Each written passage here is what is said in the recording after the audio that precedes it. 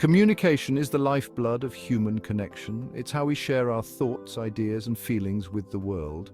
Effective communication can open doors to new opportunities, strengthen relationships, and foster a sense of belonging. When we communicate effectively, we create bridges of understanding and empathy. From our personal relationships to our professional endeavors, communication plays a vital role in shaping our experiences. It enables us to build trust, resolve conflicts, and inspire those around us.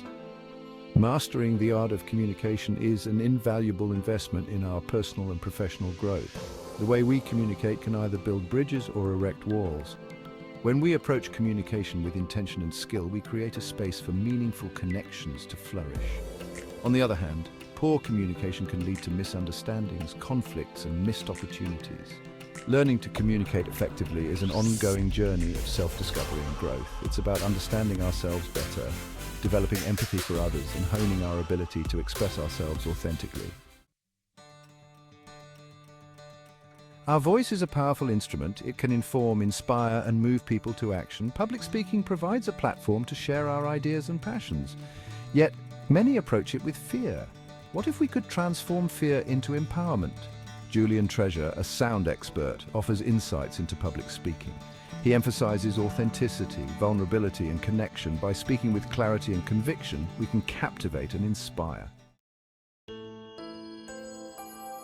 Treasure identifies 7 common speaking habits that he refers to as the 7 deadly sins of speaking. These habits, he argues, are detrimental to effective communication and can alienate our listeners. By becoming aware of these pitfalls, we can consciously work towards eliminating them from our communication style. The 7 deadly sins of speaking are: 1. Gossip, engaging in idle talk or spreading rumors about others. 2. Judging, being critical, judgmental, or dismissive of others' viewpoints. 3. Negativity, focusing on the negative aspects of a situation or dwelling on problems. 4. Complaining, constantly expressing dissatisfaction or grievances. 5. Making excuses, shifting blame onto others or external factors instead of taking responsibility. 6. Exaggeration, inflating the truth or making grandiose claims to impress others. 7. Dogmatism, asserting opinions as absolute truths without room for discussion or debate. These habits create barriers to effective communication by undermining trust, fostering negativity, and preventing genuine connection. When we engage in these behaviors, we shift the focus away from the message we're trying to convey and onto our own insecurities or biases. Gossip and judging are insidious communication sins. They stem from a lack of empathy and a desire to elevate ourselves. Gossip spreads rumors without regard for truth or harm.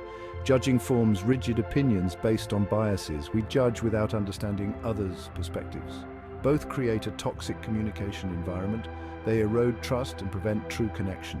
To break free, cultivate empathy and compassion. Make an effort to see through others' eyes. Practice asking questions and listening before judging. Section 5. Negativity, complaining, and excuses. Cultivating a positive communication style. Negativity, complaining, and making excuses are all forms of communication that drain energy and stifle creativity.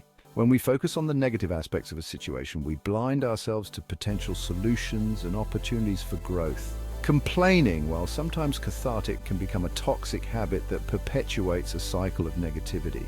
It keeps us stuck in a mindset of victimhood and prevents us from taking ownership of our circumstances.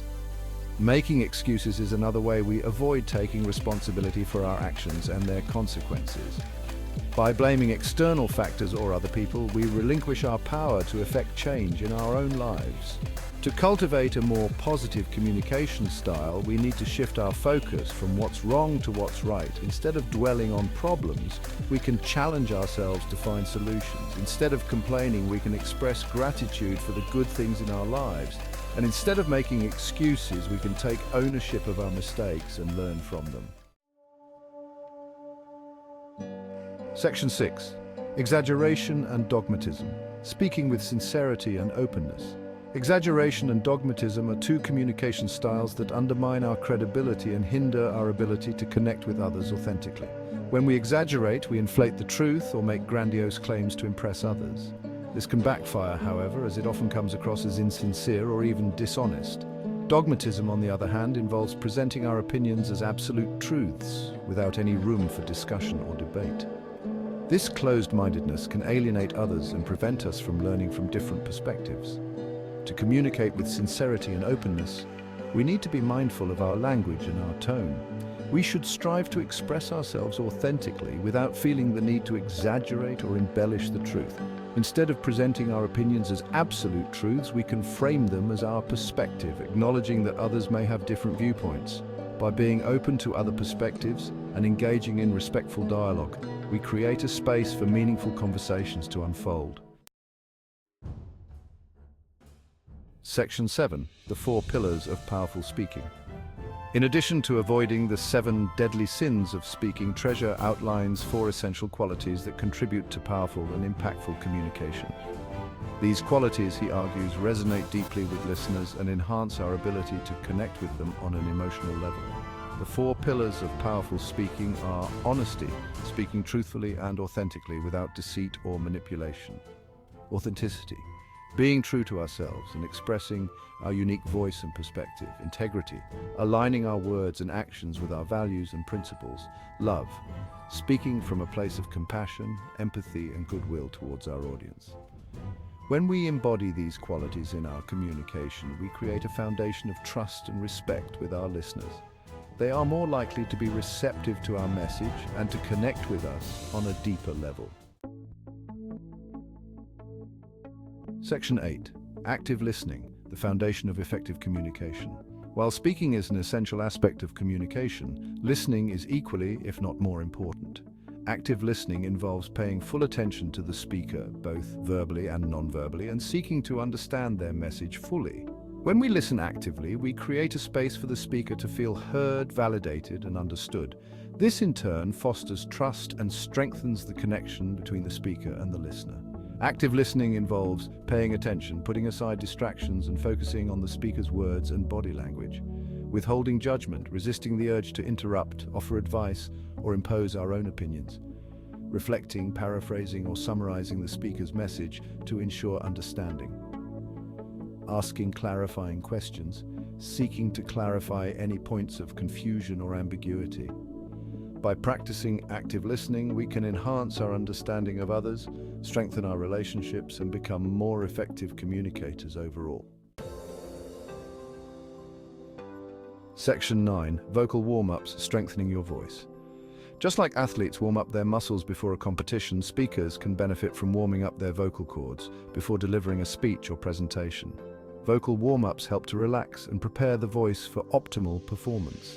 Some effective vocal warm-ups include breathing exercises. Deep breathing exercises, such as diaphragmatic breathing, help to regulate airflow and improve vocal projection.